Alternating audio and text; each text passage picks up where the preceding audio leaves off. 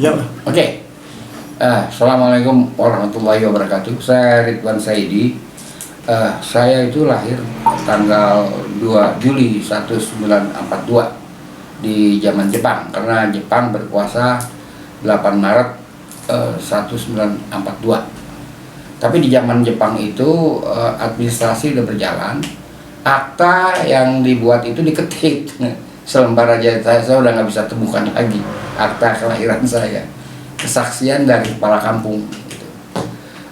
Kemudian ringkas, saya bersekolah itu waktu sudah masuk zaman pendudukan.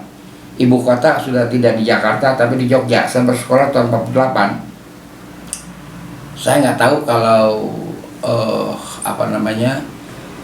daerah sekolah saya itu termasuk daerah pendudukan, karena ada daerah republik, ada daerah nikah. Jadi sekolah saya di daerah nikah, sehingga pada tahun 49 di sekolah dirayakan hari ulang tahun Ratu Yuliana. Itu kita dapat coklat, biskuit, keju dan sebagainya, dan bendera merah putih biru. Tapi gitu keluar sekolah, orang-orang bilang suruh buang, ya kita buang begitu.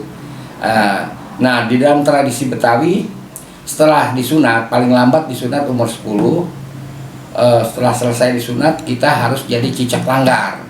Cicak langgar itu artinya setelah sekolah, makan siang dan sebagainya, kita harus di masjid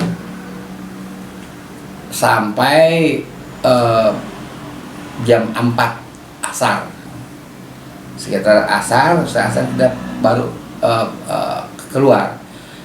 Ternyata menjadi cicak langgar itu berpengaruh, karena ruh Islam itu kita dapat justru bukan dari pengajian yang saintifik, tapi justru dari kehidupan sebagai cicak langgar kita dapat di situ.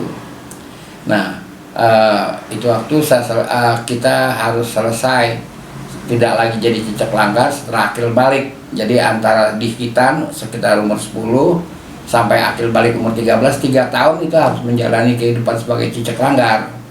Kalau orang di Sumatera Barat kan dia bermalam ya, anak laki-laki itu. Kita enggak, pulang, tapi cicak langgar namanya. Kita mengaji segala macam di situ, belajar sembahyang segalanya di masjid. Kita bilang langgar, jadi cicak langgar. Nah, setelah itu saya masuk SMP kan. Di SMP ya, SMP 2 itu ketemu dengan Ali Sahab almarhum. Ya, itu waktu menggemari lukisan. Ya, kita mulailah bicara-bicara yang tidak normatif sebagai masa remaja. Kita udah bicara seni, bicara film, bicara ini, bicara itu. Kemudian pergaulan kita luaskan dengan seniman-seniman Betawi yang ada di Kuitang. Jadi saya sering di Kuitang, jadi wawasan terbuka di sana, ngobrol yang macam-macam. Saya naik sepeda dari sebesar ke Kuitang, atau juga Ali Sahab kadang-kadang ke kampung saya naik sepeda juga.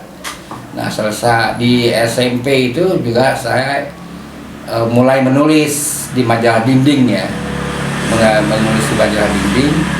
Nah, waktu SMA meluas lagi pergaulan, kesana kemari, bukan saja dengan orang-orang seni, saya juga sering ke balai budaya, tapi juga dengan orang-orang politik. Saya juga bergaul masa itu, dan saya juga banyak menulis di majalah, sudah paper, majalah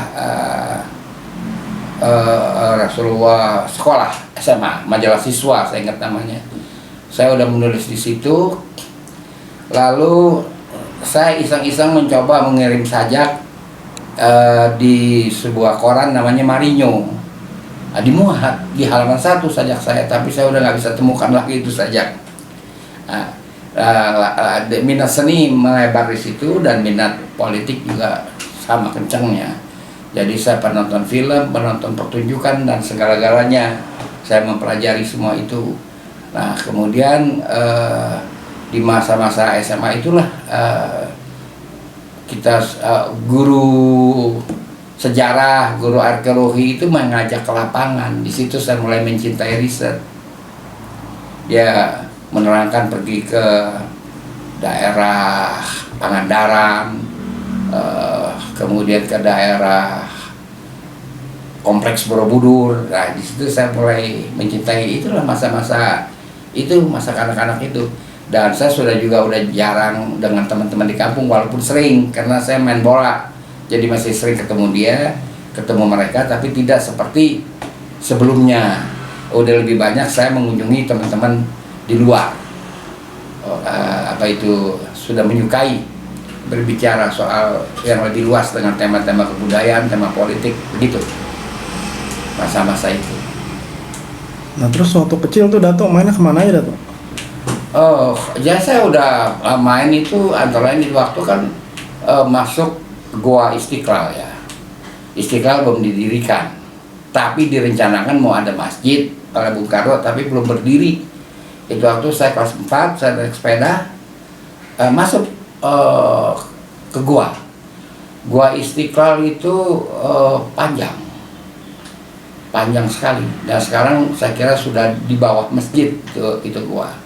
Namanya Goa Jambu. Goa Istiqlal itu. Jadi boleh dikatakan saya juga meminati untuk pergi ke laut itu, tapi itu udah kelas 6 bersepeda dengan kawan-kawan pergi ke Ancol, pergi sampai ke Marunda. Saya udah mencintai kehidupan laut, sehingga ketika saya menulis novel di Buru Mosak itu banyak yang minat. Itu tuh Taufik Ismail bilang nggak bikin novel lagi, Wan. Kalau saya mau bikin tema laut, saya nggak mau tema darat, apalagi tema mall, tema hotel, tema kafe, enggak lah, tema laut. Tapi tidak mudah mempelajari kehidupan laut, walaupun saya udah pergi ke Pulau Seribu, nggak mudah.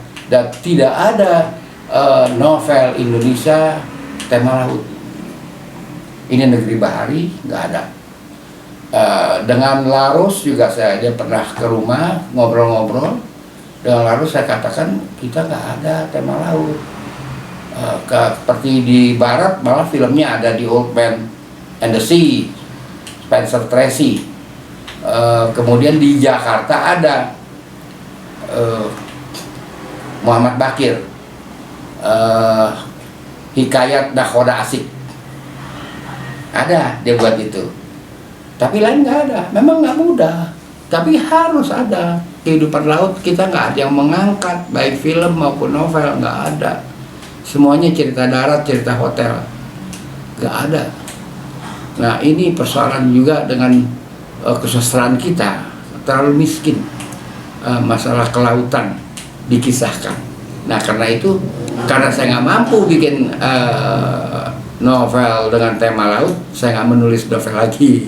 Karena kalau saya menulis novel harus tema laut, dan saya nggak ada waktu lagi untuk meneliti itu. Saya kira itu. Terus waktu remaja gitu, anak-anak yang karya sastra yang Dato baca, yang dari penulis-penulis Betawi? Ya kalau kita orang Betawi kan di sekolah juga disuruh baca Sidul Anak Betawi, ya kan? Sidul Anak Jakarta. Nah, Sidul Anak Jakarta itu ada novel etnografik yang paling berhasil. Karena Sidul itu bermain di daerah Mester.